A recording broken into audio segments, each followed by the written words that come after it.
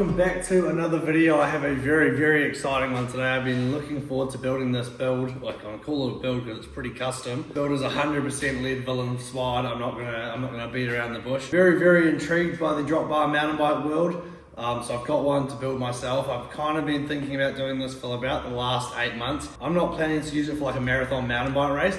I've got a little bit of a different idea up my sleeve, but I'll show you all the parts and then hopefully we'll get it built and I'll tell you what I want to use it for. Alright, so the main bike is over in the box here, but we're going to start with all the smaller bits. I've kind of like been piecing together a bit of a puzzle to get this drop bar mountain bike to work. And first, right on top, is a Physique Antares. This isn't anything special. This is just the saddle that I've been using for 10 plus years. I've got it on my road bike on that BMC, as you can see. I've also got it over here on my Cannondale Supercross. And then another one, we have the Zip Explorer Service Course SL bars. These are the gravel specific bars. They start at a 40 on the top and then flare off to a 46. So not a massive gravel-y flare. I'm not a massive fan of flared bars at all, but enough that I want to have control, like a decent amount of control on the descent. So that's kind of like my middle of the ground bar. So yeah, 40 to a 46 and the gravel specific. And then for the tires, and there's going to be a bit of theme here, I've got the Fast Trak Grid Light Specialized Cross Country tires. I've gone for a 2.2. The bike I'm getting comes with a 2.35, which I think is just a little bit too wide for what I'm after. I'm going to run the Grid Trak on the front, and I'm going to run the Flex Light on the back, which is a slightly lighter cross country tire. I think I can get away because of the terrain I'm going to be riding on with this one on the back and then have a little bit more grip on the front. So those are the tires, both 2.2 inch. All right, and then onto the shifters. These are the new SRAM Roval shifters. These are the same design as the SRAM red ones that I have on my gravel bike. Basic shifters, which are still super comfy and the same design as the red ones as well. And then as you can see, they are still the exact same, what have I dropped there? Still the exact same design, just slightly different to the red ones, but it's more about the comfort of these shifters that I was after. These SRAM shifters on the new 13-speed group sets and 12-speed road stuff, they are the most comfortable, and I mean the most comfortable shifters I've ever used in my life. Not really a shifter on the market at the moment that is even comparable, but yeah, even with the basic, you know, this is like the equivalent of 105 for SRAM.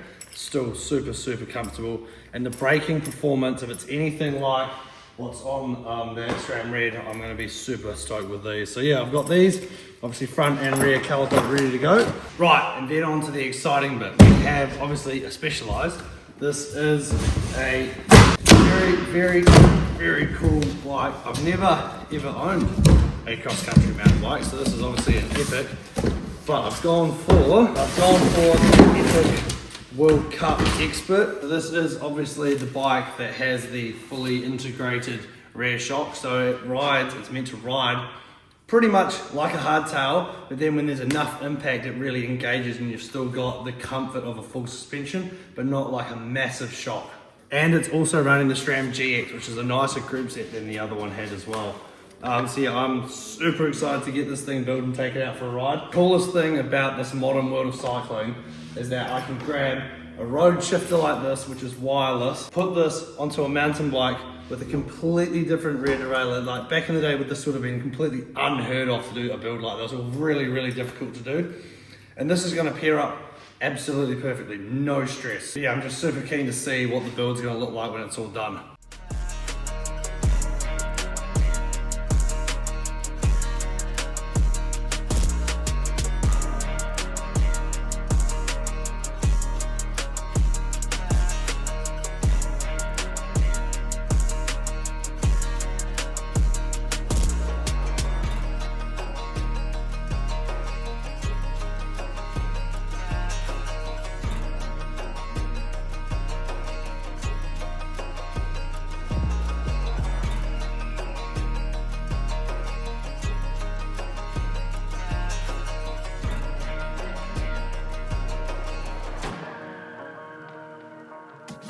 All right, maiden voyage on the drop bar Epic World Cup.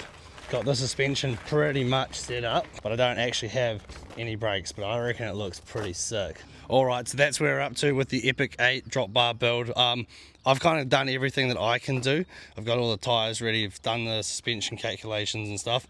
I've got a 120mm stem on here, and the reach is pretty much exactly what I have on my road bike and my gravel bike. but just riding around just the car park here, it's definitely too long. I'm gonna have to go for probably about the same length stem, but one that's like significantly lower. I'm gonna have to get one of those really aggressive low stems that you kind of see drop by mountain bikes do that. So I will endeavor to find one of those that's going to work well for me. But other than that, I personally think it looks absolutely sick. It looks a bit like a Frankenstein bike, but I think fit for purpose, it's going to be absolutely killer. My main idea behind the drop bar bike is I'm not obviously going to be doing it with a mountain bike race. I'm not really interested at the moment in those marathon bike races, and with my really busy life schedule and running the business, and we've also just purchased our first lot of land and stuff, and we're going to be building a house, I don't want to get real back into like racing as such. It's something I really do enjoy doing. It's just these ultra long endurance rides. Like the other day, just off the back of no training this year and a full rugby season, I kind of just wanted to test where I was. So I went out, I just wanted to ride all day, eat some normal food, no gels, no caffeine or anything. And me and Dom rode from Greytown all the way to Petone on the rail trail and back. So that was 8 hours on the gravel bikes, 174 Ks. Off no training. I think I'm about 92 kgs at the moment, and I'm still going to the pub and enjoying beers with my mates on the weekend, but then I can also go out and still ride 8 hours. So I want to push it out to 10 hours, 12 hours, and kind of see where I can get myself to. And I really want to do a few brevet rides, so like those real long self-supported rides. So there's a 400 kilometer one called the High Country Brevet coming up over Labour weekend. Don't know if I'm gonna be fit enough for that. It's only about 50 days away, and I'd love to be able to ride this for the 405 Ks of that.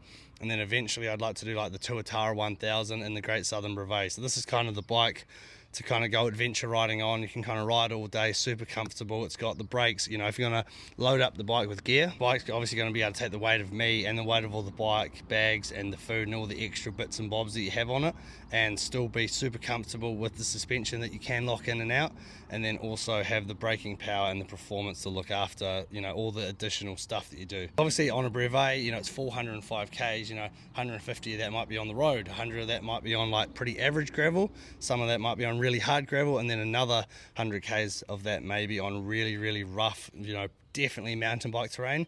And I feel like building something like this is going to cover all of those bases and still be comfortable and still be really fast. A lot of brevet riders, they build their bikes for like the absolute worst of it, and I feel like this will take the absolute worst of it, but then also on those like slightly downhill, minus 1-2%, I can still get aero, I can change my road position and stuff and still be really, really comfortable and have multiple hand positions as well. And I can put on clip-on aero bars on this if it's going to be a really, really long day. So that's kind of the plan. Obviously there's a lot of hate around these bikes out there, so let me know in the comments what you think down below, but I really like it.